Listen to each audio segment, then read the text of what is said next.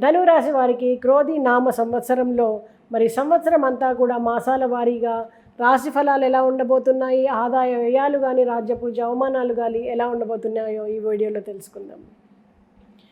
ధనురాశి వారికి క్రోధినామ సంవత్సర శుభాకాంక్షలతో పాటు మూల 4 పాదము, పూర్వాషాఢ 4వ పాదము, ఉత్తరాషాఢ 1వ పాదం వారికి ఈ రాశి వారిగా పరిగణించబడతారు. అలాగే యో, ఏ, బా, బి, బు, ధ, బా, డా, బే అనేటువంటి అక్షరాలతో కనుక మీ పేరు మొదలైనట్టయితే ఈ రాశి ఫలాలు మీకు కూడా వర్తిస్తాయి.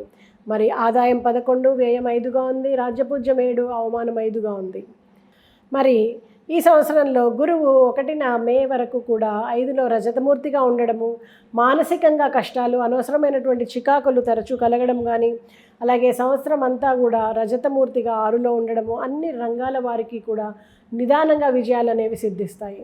మరి శనీశ్వరుని గమనిస్తే 3లో లోహమూర్తి, అందరితో అనవసరమైనటువంటి చికాకులు ఏర్పడడానికి ఆస్కారం ఉంది. రాహువుని చూస్తే సంవత్సరం అంతా కూడా సువర్ణమూర్తిగా 4లో ఉన్నాడు. మరి అయిన వారి సహాయ సహకారాలు బాగా లభిస్తాయి. కేతువు సంవత్సరం అంతా 10లో సువర్ణమూర్తిగా అన్ని రంగాల్లోనూ అడ్డంకులు తొలగి జయం లభిస్తుంది.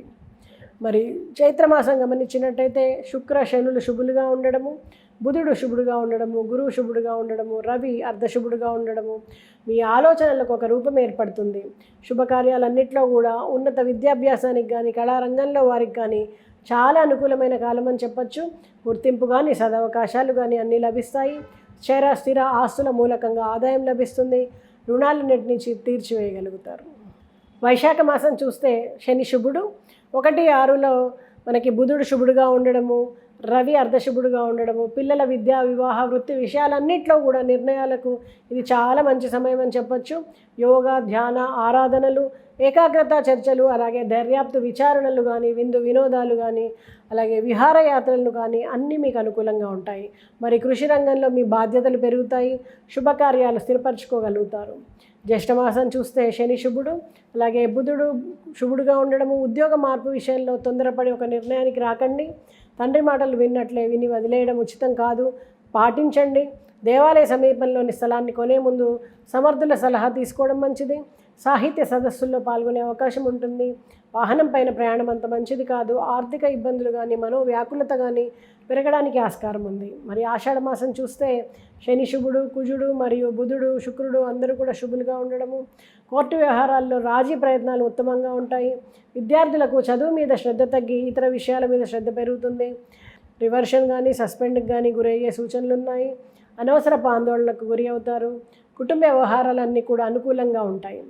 మరి శ్రావణ మాసం గమనిస్తే శని శుభుడుగా ఉండడము, కుజుడు, బుధుడు, శుక్రుడు అందరూ శుభత్వం కలిగి ఉన్నారు. ఒక రవి మాత్రము అర్ధశుభత్వాన్ని కలిగి ఉన్నాడు. ప్రథమార్థంలో మానసికమైనటువంటి చికాకులు పెరుగుతాయి. చేయదలిచిన పనుల్లో ఒత్తిడి, శ్రమ కలుగుతుంది. ఆర్థికంగా, వ్యవహారికంగా దాపరికం అవసరము. ఆంతరంగిక సమస్యల వలన నిందలు, అవమానాలు ఎదురవుతాయి. తీర్థయాత్రలు, క్షేత్ర దర్శనం వలన కాస్త ఊరట కలుగుతుంది.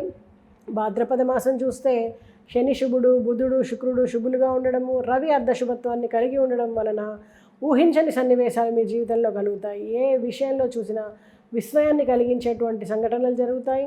భూ, గృహ, వాహన విషయాల్లో చికాకులు పెరుగుతాయి. విద్యార్థులు, అధ్యాపకుల నుంచి నిరసనలు ఎదుర్కొంటారు.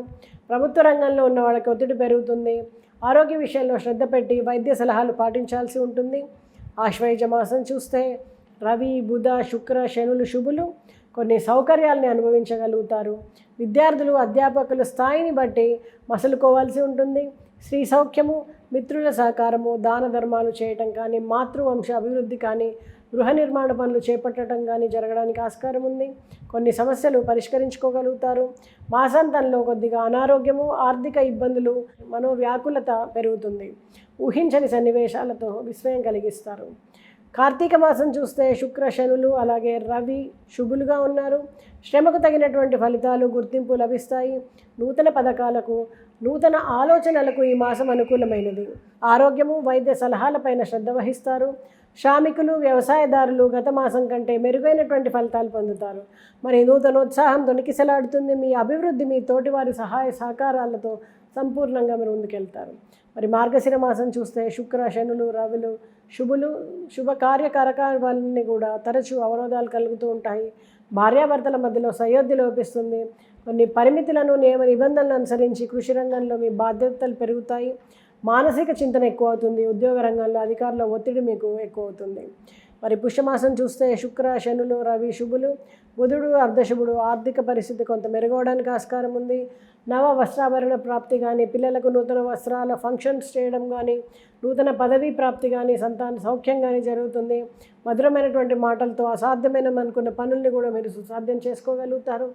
కానీ శ్రమ ఎక్కువ అవుతుంది. కొనుగోళ్ల విషయంలో శ్రద్ధ కూడా ఎక్కువ వస్తుంది. మాఘమాసం శుక్ర, శనులు, బుధులు శుభులు, రవి అర్ధశుభుడు. అయితే ఇతరుల జోక్యం వలన పాత సమస్యలు కొలిక్కి వస్తాయి. నూతన వ్యాపార ప్రయత్నాలన్నీ కూడా ఫలించడము, మీ తెలివితేటలకు వాక్చాతుర్యానికి మంచి గుర్తింపు లభించడం జరుగుతుంది. విద్యార్థులకు సంతృప్తి ఉండదు. ఆరోగ్య విషయంలో మెలకువ వహించాలి. ఆర్థికంగా ఎటువంటి ఇబ్బందులు ఉండవు. మరి ఫాల్గుణ మాసం చూస్తే శుక్ర, శనులు, రవి శుభులు. తీర్థయాత్రలు చేయటం, భార్యాభర్తలకు అవగాహన, స్త్రీ మూలక ధన ప్రాప్తి, వ్యాపార వృద్ధి, రుణ విముక్తి, నవ వస్త్రాభరణ ప్రాప్తి కలుగుతాయి. కళత్ర సౌఖ్యం బాగుంటుంది. రాజకీయ నాయకులకు పదవీ యోగం జరగడానికి ఆస్కారం ఉంది. భూ వివాదాలు ఒక పరిష్కారానికి రావడం జరుగుతుంది. పాత బకాయిలన్నీ కూడా వసూలవుతాయి. అలాగే ఆనందంగా కాలం గడుస్తుంది. మరి ఈ రాశి వారికి శ్రీ గజానన స్తోత్ర పారాయణ కానీ, గణపతికి హరిద్ర గణపతి స్తోత్రం కానీ పఠించడం కానీ, అలాగే హరిద్ర గణపతి యొక్క హోమాన్ని నిర్వహించడం కానీ, హరిద్ర గణపతిని పూజించడం కానీ శుభాలనిస్తుంది.